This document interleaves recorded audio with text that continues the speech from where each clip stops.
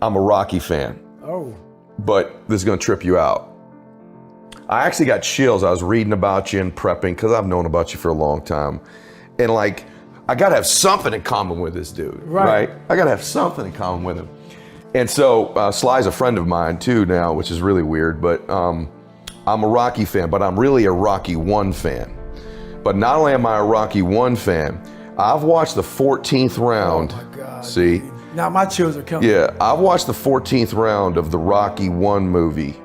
I'll venture to say, I can't count them, but it's gotta be more than 1,000 times in my life. Easy. And so when I was a little boy and all the turmoil in my life and the dysfunction in my family and the things I wanted to achieve, I learned to visualize in my life by watching Rocky. That was my visualization. The fitness part, the training, the overcoming stuff.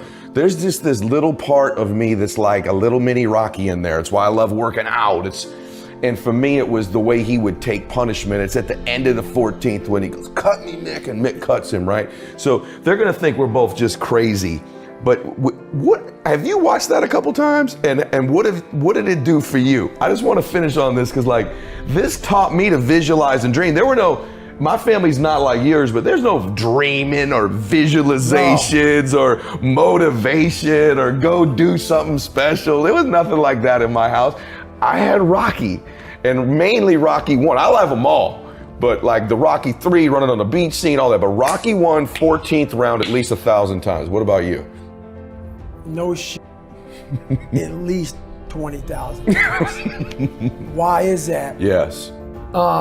I've dissected that 2 minutes and some seconds, 2 minutes and 13, 14, 15 seconds, at least 20,000 times.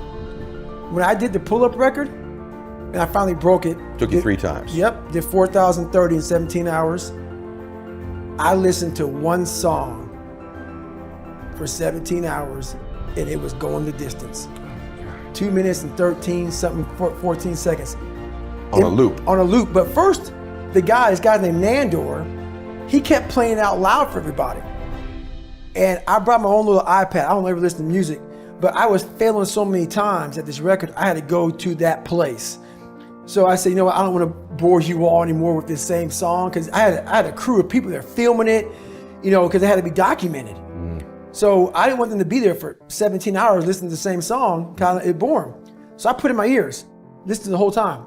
But I'm gonna go a step further. In that round, when Rocky gets knocked down, and Mickey's saying, stay down, and he's getting up, Apollo Creed thinks that he knocked him out. So I have this thing called taking souls, okay? And when you see Apollo Creed turns around, arms in the air, I got him.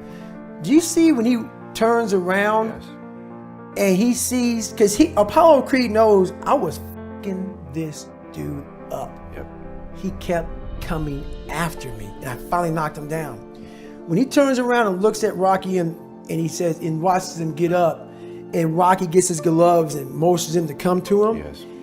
Apollo puts his head down and just goes like this.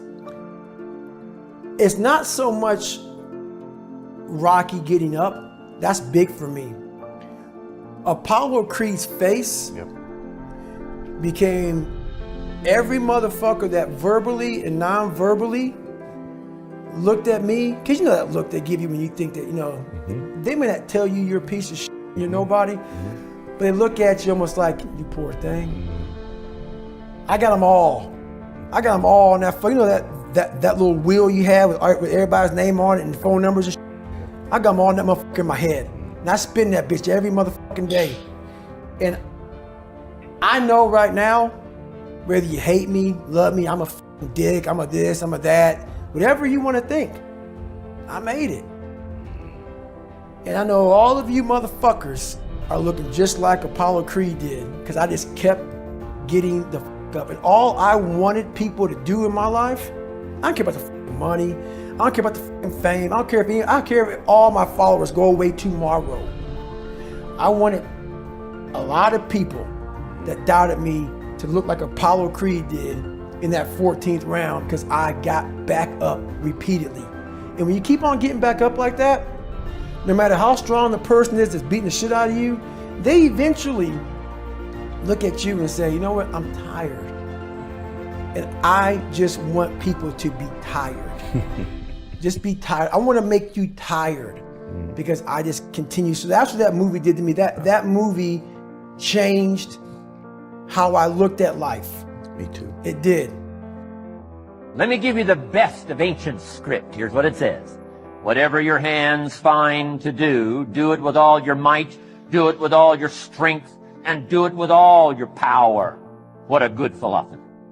That kind of philosophy will revolutionize your life if you haven't picked it up lately. Study yourself, make yourself better. Don't worry about what anybody else is doing. Learn from her. Don't change who you are to become somebody else. Think about the time that you spend in your life trying to be somebody you're not. If you put that time and effort and energy into being who you were and who you are, how much farther along would you be in life?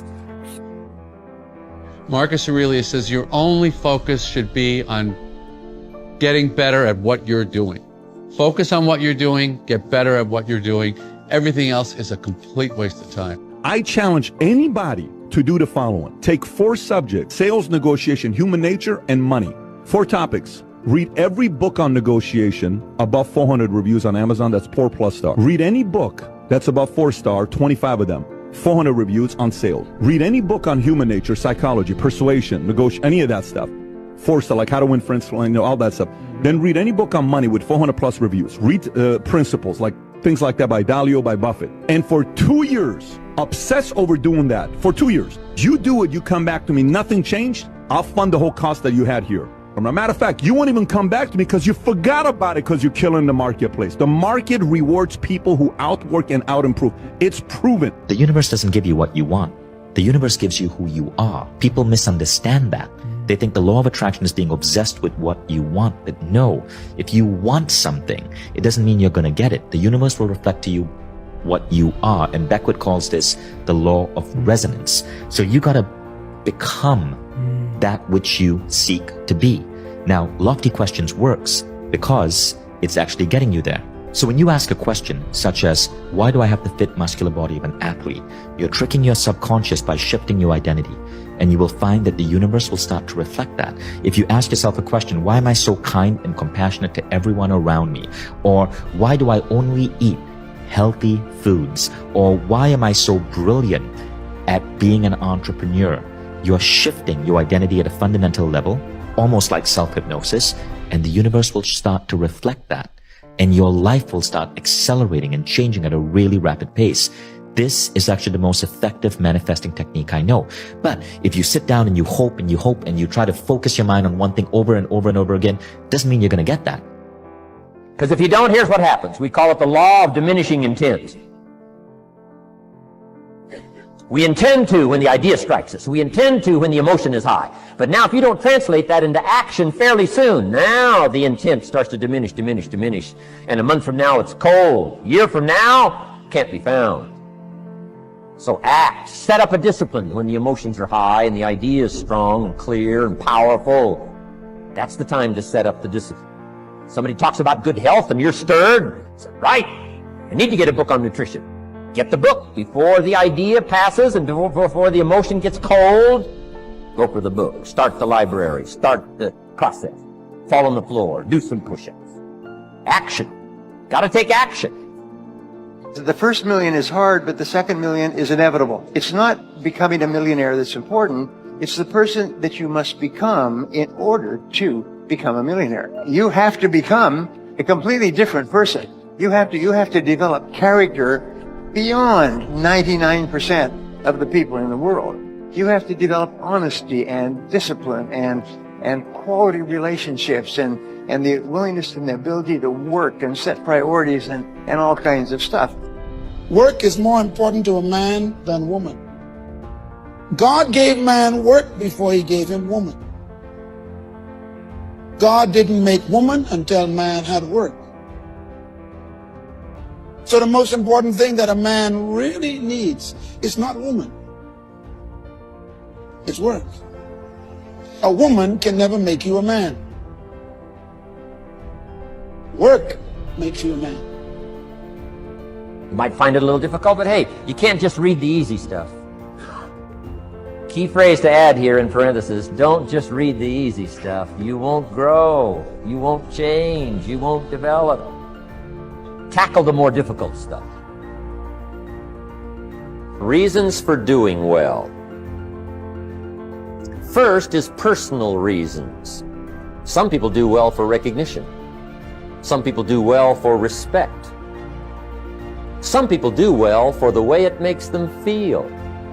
They love the feeling of being a winner. Those are good reasons. And it's not because they need the money. It's because they need the joy and the satisfaction and the pleasure that comes from being a constant winner. And see, it's not just the money anyway. It's the journey, not the money.